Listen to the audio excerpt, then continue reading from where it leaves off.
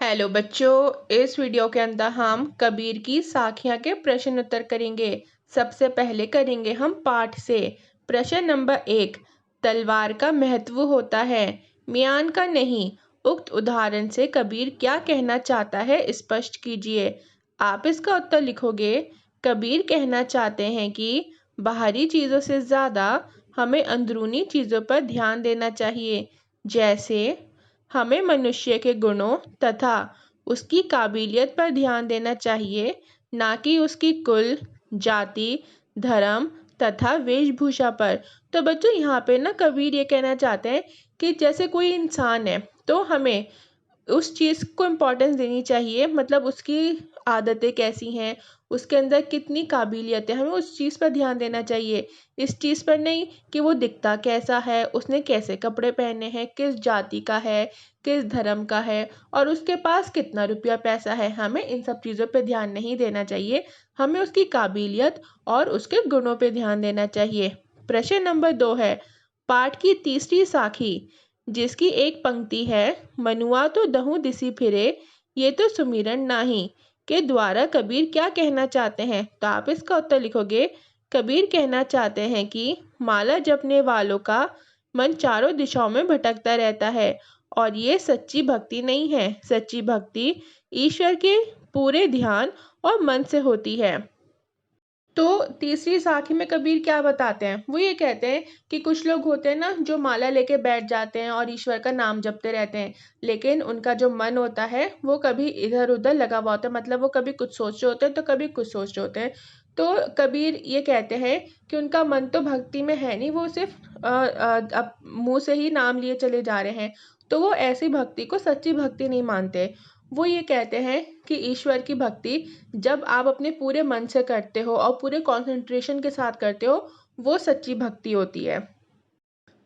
प्रश्न नंबर 3 है, कबीर घास की निंदा करने से क्यों मना करते हैं, पढ़े हुए दोहे के आधार पर स्पष्ट कीजिए। तो आप इसका उत्तर लिखोगे।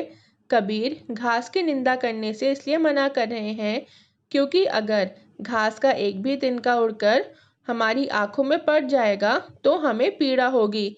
कबीर के दोहे का संदेश यही है कि व्यक्ति या प्राणी चाहे वह जितना भी छोटा हो, उसे तुच्छ समझकर उसकी निंदा नहीं करनी चाहिए, हमें सबका सम्मान करना चाहिए। तो यहाँ पे कबीर क्या कहते हैं, यहाँ पे कबीर कह रहे हैं कि हमें किसी भी इंसान को ना ये नहीं समझना चाहिए ये हमसे छोटा है और हम उसके बारे में भला बुरा कह रहे हैं या उसको अपने से बहुत छोटा समझना है, तो हमें ऐसा नहीं करना चाहिए।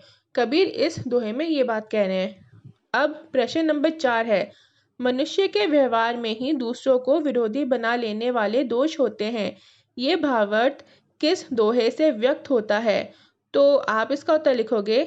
जग में बैरी कोई नहीं, जो मन शीतल होए, या आपा को डारी दे, दया करे सब कोय। अब हम करेंगे पाठ से आगे वाले प्रश्न। प्रश्न नंबर 1, या आपा को डारी दे, दया करे सब कोय, ऐसी बाणी बोलिए मन का आपा खोए। इन दोनों पंक्तियों में आपा को छोड़ देने या खो देने की बात की गई है। आपा किस अर्थ में प्रयुक्त हुआ है, क्या आपा स्वार्थ के निकट का अर्थ देता है या घमंड का। तो आप इसका उत्तर लिखोगे। इन दोनों पंक्तियों में आपा को छोड़ देने की बात की गई है। यहाँ आपा का आशय है अहंकार से है, आपा घमंड का अर्थ देता है। तो बच्चों यहाँ पे ना ये बोला जा रहा है कि हमें अपने अहंकार को, अपने घमंड को छोड़ देना चाहिए, अहंकार को छोड़ने की बात हुई है यहाँ पे। अब प्रश्न नंबर 2 है, आपके विचार में आपा और आत्मविश्वास में तथा आपा और उत्साह में क्या कोई अंतर हो सकता है, स्पष्ट करें। तो देखो बच्चों, आपा और आत्मविश्वास, आपा का अर्थ है अहंकार, जबकि आत्मविश्वास का अर्थ है स्वयं पर विश्वास करना। तो आपा शब्द का आपको पता है क्या मतलब होता है, अहंकार या घमंड, और आत्मविश्वास का मतलब जब हम खुद के ऊपर विश्वास करते हैं तो उसको हम आत्मविश्वास कहते हैं। फिर दूसरा है आपा और उत्साह। आपा का तो मतलब आपको पता है अहंकार, और उत्साह का क्या मतलब होता है, उत्साह का मतलब होता है जोश या उत्सुकता। अब प्रश्न नंबर 3 है, सभी मनुष्य एक ही प्रकार से देखते सुनते हैं पर एक समान विचार नहीं रखते, सभी अपनी अपनी मनोवृत्तियों के अनुसार कार्य करते हैं। पाठ में आई कबीर की किस साखी से उपयुक्त पंक्तियों के भाव मिलते हैं? एक समान होने के लिए आवश्यक क्या है, लिखिए। तो आप इसका उत्तर लिखोगे, आवत गारी एक है उलट हुई अनेक, कह कभी नहीं उल्टिए वही एक की एक। फिर आप लिखोगे, मनुष्य के एक समान होने के लिए सबकी मनोवृत्ति का एक समान होना आवश्यक है। प्रश्न नंबर 4 है, कबीर के दोहों को साखी क्यों कहा जाता है? आप इसका उत्तर लिखोगे, कबीर के दोहों को साखी इसलिए कहा जाता है क्योंकि इनमें श्रोता वर्ग को गवाह बनाकर असली ज्ञान दिया जाता है। कबीर समाज में फैली बुराइयों, कुरीतियों, जातियों और मतभेदों को इस ज्ञान के जरिए समाप्त करना चाहते थे। तो बच्चों, कबीर क्या चाहते थे? कबीर चाहते थे कि हमारे समाज में जितनी भी बुराइयां हैं, जितनी भी ऐसी रस्में हैं जिनसे लोगों को नुकसान पहुंचता है, कुरीतियां मतलब ऐसी रस्म जिससे दूसरों को नुकसान पहुंचता हो, कि ऐसी रीति। तो वो चाहते थे सारी बुराइयां, सारी कुरीतियां और जितनी जातियां हैं, और मतलब सब अपने आप को अलग अलग करते हैं कि हम इस जाति के, हम उस जाति के।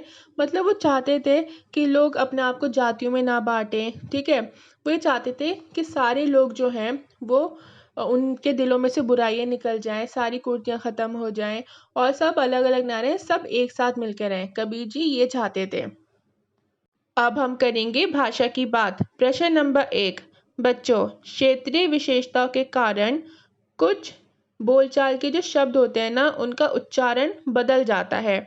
जैसे मन को लोग कह देते हैं मनवा, वाणी को लोग बोल देते हैं बानी। ओके, तो ऐसे चेंज हो जाते हैं शब्द। अब आपको नीचे कुछ शब्द दिए गए हैं, तो आपसे पूछा जा रहा है कि इनको सही तरीके से कैसे बोला जाता है। तो पहला शब्द है ज्ञान। ज्ञान को कैसे बोले हम? ज्ञान, ठीक है। फिर दूसरा है जीभी। जीभी को सही से कैसे बोलते हैं? जीभ। पाँव, पाँव को क्या बोलते हैं हम? पाँव। तली, तली को सही से क्या बोलेंगे हम? तले। आँखी, आँखी का सही हो जाएगा आँख। बड़ी, बड़ी मतलब बड़ी। तो बस आपके प्रश्न उत्तर इतने ही थे। आई होप आपको वीडियो अच्छी लगी और पसंद आई हो। अगर वीडियो अच्छी लगी और पसंद आई तो प्लीज़ वीडियो को लाइक, चैनल को सब्सक्राइब एंड शेयर करना ना भूलें, एंड साथ ही साथ बेल आइकन को भी दबा दें ताकि जब भी मैं कोई न्यू वीडियो डालूं तो आपको उसका नोटिफिकेशन मिल जाए।